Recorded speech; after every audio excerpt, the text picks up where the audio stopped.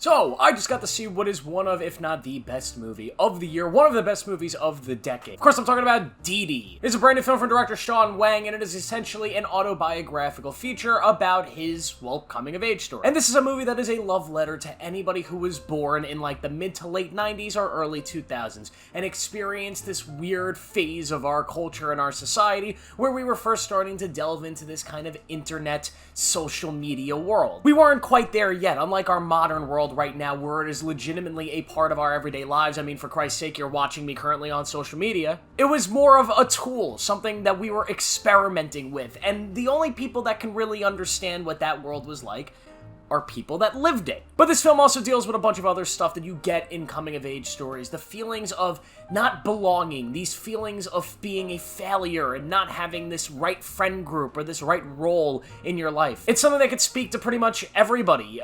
Anybody who's grown up can really probably find something to relate to in a movie like this. For me personally, I related to a lot of it. This one really hit kind of right in the gut. It hurt to watch in a great way, but in a very emotional way. Even the trailer, I remember seeing the trailer for this one for the first time, and it got me. So what is Didi? Well, we follow this boy, Chris Wang, aka Wang Wang, who has just finished middle school and he's about to enter high school, and we're watching him as he just kind of lives his life. Of course, he is an Asian kid, and he's got an Asian household that is very strict. They want him to be great in school. They have these expectations for him. And he's kind of trying to live up to these expectations. He has a sister going away to school, and he might not even finish high school. When he goes and he hangs out with his friends, he feels like they're these popular, awesome, amazing people, and he's just kind of the quiet guy in the background that nobody talks to, and he's just very upset about it. He has a crush, but he doesn't know how to handle it, right? He likes to skateboard, but he doesn't really know how to interact with other people that like to skateboard. There's a lot going on in his life that is very similar to stuff that I'm sure we've all experienced as kids. And through a lot of these early scenes in this film and through a lot of the story, we just get to see him being a kid, and it feels like we just plopped a camera crew, and we're following this guy's life, and it is so well done, both in its writing, with all of these characters being written so great. I mean, some of the dialogue here is hilarious. Some of the interactions, they feel very real. If you grew up in those early 2000s, how people used to talk and interact in that kind of like MTV style, personality-wise that people had. A lot of the mistakes that he makes, you know, interacting with girls and interacting with his friends are mistakes that feel like things that I had done in the early 2000s growing up. But it all just feels real, and the performances here are so good. Isaac Wang, who plays the main character in this film, is so amazing at kind of depicting both the awkwardness of a boy at this age dealing with these things, dealing with the weight of these things that he feels are so important, and the loss of friendship and the loss of certain things that happen in this film, and this need to want to impress but also be happy, be himself. Those are things that work so well because his performance is great. Joanne Chen, who plays his mother, is also incredible. This is kind of the type of mother that you usually get in a coming-of-age story, somebody who is trying their damnedest to give this kid the best life possible, and of course you get a lot of the beats that you get in many coming-of-age movies when it comes to the son and the mom, a lot of which really hit hard. This film also does a great job depicting a brother-sister relationship and the dynamics that go into it. There are not a lot of movies that accurately, in my opinion, kind of depict that. I have an older sister, so I know what it's like being in a household with somebody who's a little bit older and has gone through many of the things that I have yet to go through, and kind of that back and forth of arguing and getting along and, you know, having a good relationship, and sometimes, you know, having some fractured relationships there. This film depicts it in a way that feels so real and so genuine that it's so clear this is coming from a lived experience in the writing here. And the story here is so emotional. It's simple. You've seen this type of story told many times before. You've seen it told in this time period, so it's not unique in the sense that it's connecting to me because it's an early 2000s movie, right? So it's not just unique in that there have been other films that have done very similar stories in this world, but there was just something about this particular story, this boy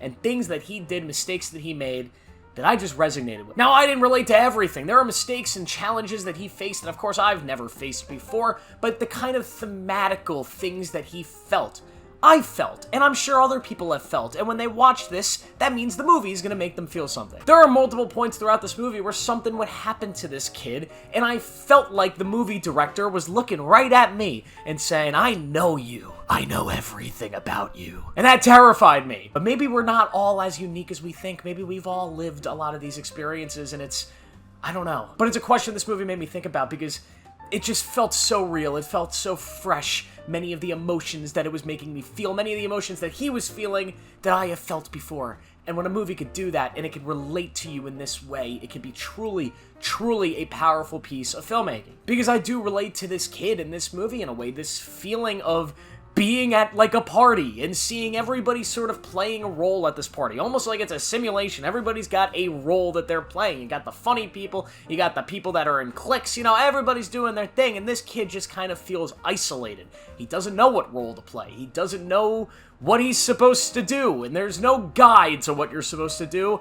So you just kind of end up being awkward and effing everything up. That's something that, to me, is just like, wow! And there are so many moments in this film like that that just, I don't know, they spoke to me personally, and I thought this film was masterful because of that, both in its performances and how it was able to connect to that. And yet again, this is a very simple movie when it comes to its direction, its cinematography, which I actually think is really good, its look. This movie manages to look like an early 2000s movie, which is not easy to do, because I feel like every movie these days has trouble capturing kind of that early 2000s feel when they try to play in that time period. But this film gets it. It's clearly made by somebody who grew up in this time period. They understand what Facebook was like, and even MySpace, believe it or not. And because of that, this film just felt like a love letter to people like me and people in my generation.